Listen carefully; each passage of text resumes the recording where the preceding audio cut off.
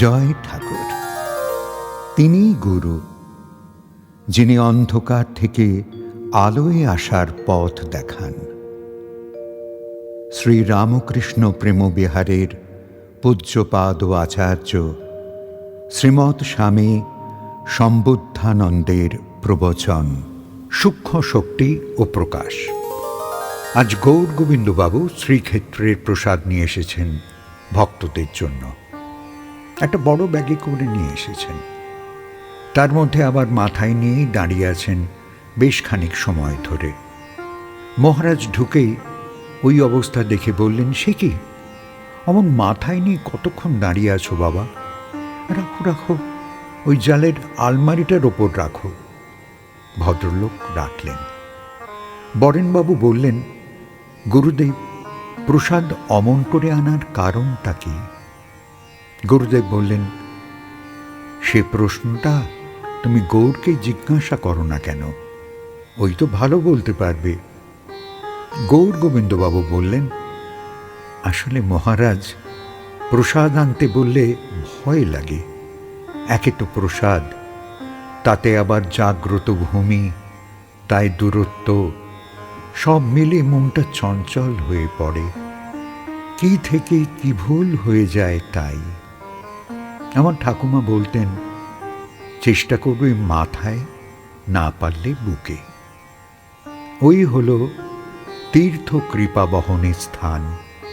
অন্যত্র কত রকম ভুল, মলিনতা, অসাবধানতা, তাকে ভাবি না। ওই জন্যই তো মাথায় করে নিয়ে আসি। আমার আবার অজানা ব্যাপারগুলোতেই ভয় বেশি। কথা শেষ হতে না হতে মহারাজ বললেন, ওই তো ঠিক। অন্ধকার, অজানা জায়গাগুলোতেই নানান উপদ্রব, নানান ভয়, নানান আশঙ্কা। পড়তে পারো, হাত পা ভাঙতে পারো, বিষয় নষ্ট করতে পারো, ভয়ঙ্কর ক্ষতি, এমনকি মৃত্যুও ডাকতে পারো। ওইখানেই তো সাবধানতা চাই। প্রসাদ বিশ্বাসের বস্তু, সূক্ষ্ম জ্ঞানের বস্তু। স্থূল জ্ঞান দিয়ে ওই বিষয়টি বিচার করো, দেখবে ফক্কা, কিছুই নেই, মিথ্যে বাতিক মনে হবে।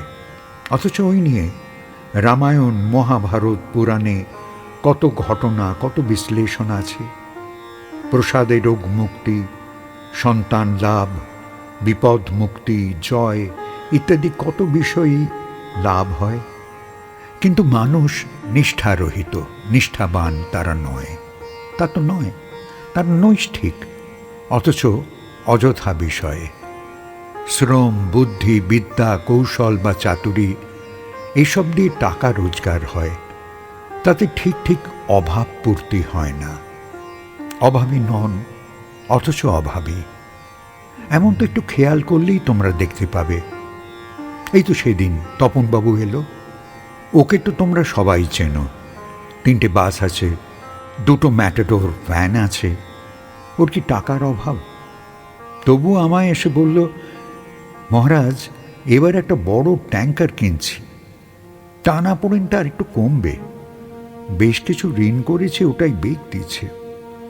এটা হলে হয়তো একটু চাপটা কমবে। আমি বললাম, ঋণ যত করবে ততই তো ভার বাড়বে। এবার যে গাড়িটা কিনবে, ওটা কি জমা টাকায়? লোকটি বলল, না না মহারাজ, তা যদি হতো তবে তো আগে ঋণটা মেটাতাম। এটা ওই ঋণ করেই নেব। এই গাড়িটা একটা কোম্পানিতে খাটবে, বাঁধা ধরা একটা টাকা আসবে, ওইতে বেশ খানিকটা স্বস্তি হবে, এই আর কি। মহারাজ চিন্তিত মুখে বললেন, এক ঋণ শোধ হয়নি, তার জন্য আর এক ঋণ, সেটা শোধ করতে আর এক ঋণ। বাপ রে বাপ, তুমি তো দেখছি ঋণেই জর্জরিত হয়ে যাবে। না বাবু, একটা জায়গায় একটু থামো দেখি, একটু চিন্তা করো। যদি তোমায় ওই কোম্পানি বসিয়ে দেয়, তখন তোমার উপায় কি হবে বলো দেখি। অত বড় সংসার, অত মানুষের কারবার, সবাইকে চালাবে কি করে? শুনেছি কয়েক লক্ষ টাকা তোমার বেতন দিতেই বেরিয়ে যায়, তার ওপর ঋণের অঙ্ক, তার ওপর সুদের অঙ্ক। শরীরের কথা তো বাদই দিলাম, তুমি বাবা আবার একটু ভেবে নামো। ঋণদাতারা তোমায় দেবে, ওটা ওদের ব্যবসা। তুমিও ব্যবসার স্বপ্নে বিভোর হয়ে নিয়েও নেবে। তারপর খেয়ে শান্তি নেই, শুয়ে শান্তি নেই, পরিবার পরিজনের আহ্লাদে শান্তি নেই। অমন কাজে লাভ কি বাবা? ধৈর্য ধরে আগে পুরাতন টাকা মেটাও, তারপর না হয় নতুনের কথা ভেবো। লোকটার এমন বুদ্ধির হানি আমায় বলল, মহারাজ আপনি শুধু আশীর্বাদ করুন, এই তো বয়স, এখন যদি ঝুঁকি না নিই পরে আর নেব কবে? টাকা যখন দিচ্ছে দিক না, আমি ঠিক টুকটুক করে শোধ করে দেব। আমি বললাম, তুমি শোধ তো ঠিকই করবে, কিন্তু এত দরকারটা কি? এক বাকি থেকে আর এক বাকির জন্ম হলো, তার থেকে আরেক বাকির জন্ম হলো, তারপর আরেকটা, এই তো চলতেই লাগলো। তো এটা শেষ কোথায়? লোকটি বিনয় করে হাত জোড় করে বলল, আপনি চিন্তা করবেন না মহারাজ, আমি ঠিক মিটিয়ে ফেলব। জানেন তো আমার খুব মনের জোর। মহারাজ এবার বললেন, দেখো বাবা, টাকায় সব সুখ হয় না। বিদ্যা, শ্রম, তারাও সব দিতে পারে না। সুখের চাবিকাঠি ভগবানের হাতে। বয়স যত বাড়বে এই জ্ঞান ততই পোক্ত হবে। তোমাদের সংসার জীবন দুশ্চিন্তা, কাজ, পরিকল্পনা এইসব নিয়েই যদি কেটে যায়, তাহলে ভোগ করবে কবে? কবে আপন জনেদের সাথে হেসে খেলে গড়িয়ে বিভোর হয়ে যাবে? তাই ভাবছি, এমনই তো সব সংসার দৌড়চ্ছে, কিন্তু এক জায়গায় তো থামতেই হবে, যেখানে নিষ্ঠা প্রয়োগ করে মানুষ তৃপ্ত হচ্ছে। খেয়াল করে দেখো, তা সব ঐহিক বস্তু, ঐশিকে মনই দিতে পারে না, ওটিতেই দায় সারা। অভাব হলো মনে, চাহিদা মেটে জাগতিক বস্তু দিয়ে। এমন আবার হয় কখনো? মনের ব্যথা কি দলাই মলাই করে ওষুধ দিয়ে, কথা দিয়ে কমানো যায়? মনের ব্যথা কমাতে মনের সাহায্য নিতে হয়। তেল আর জল মিশবে না, পাথর আর জল মিশবে না, এই তো শর্ত। মন যত জড়িয়ে পড়ে ততই দুঃখী হতে থাকে। প্রথম প্রথম বোঝা যায় না, তারপর সব বোঝা যায়। জড়ানোর শোকে মরতে হয়। চালাকি করে চাকরি পেল, ওতে শান্তি হারালো। যোগ্যতা মতোই হোক না, আর তাতেই মানিয়ে নাও দেখি, তাহলে গোলমাল কেটে যাবে। প্রসাদে বিশ্বাস চাই, বিদ্যায় একাগ্রতা, অধ্যবসায় চাই, ভালোবাসায় নিঃস্বার্থ অপরিগ্রহ ভাব চাই, আবার কর্মে নিষ্ঠা চাই। এসবকে মান্যতা না দিলেই সব বৃথা হয়ে যাবে। প্রসাদ মানে সূক্ষ্ম মহিমা জড়িত বিষয়। তা অন্নও হতে পারে, বাণীও হতে পারে, স্পর্শ, দৃষ্টি, যা কিছুই হতে পারে। জীবাণু, বায়ু, জল প্রভৃতি প্রকৃতির বিভিন্ন মাধ্যমেই মানুষের শরীরে যায়, পরে রোগ হলে তার লক্ষণ প্রকাশ পায়। প্রসাদও ওই রূপী, যে পায়, যে ধারণ করে ঠিক ঠিক করে, সে ধীরে ধীরে সময়ের সাথে পাল্টে যায়। তার লক্ষণও সাধারণ মানুষ বুঝতে পারে। প্রসাদ মানে মহাপুরুষ, ঋষি, মহর্ষিদের স্পর্শিত বস্তু, এবং তাতে তাঁরা তাঁদের কৃপা নামক ক্রিয়াটি ভরে দেন। ওইটাই মানুষ মনোজগতের নিরাময় শুভ লাভ পায়। ব্যক্তির মনোভাব, গ্রহণ, রক্ষা, এসব তো নজর রাখতেই হবে।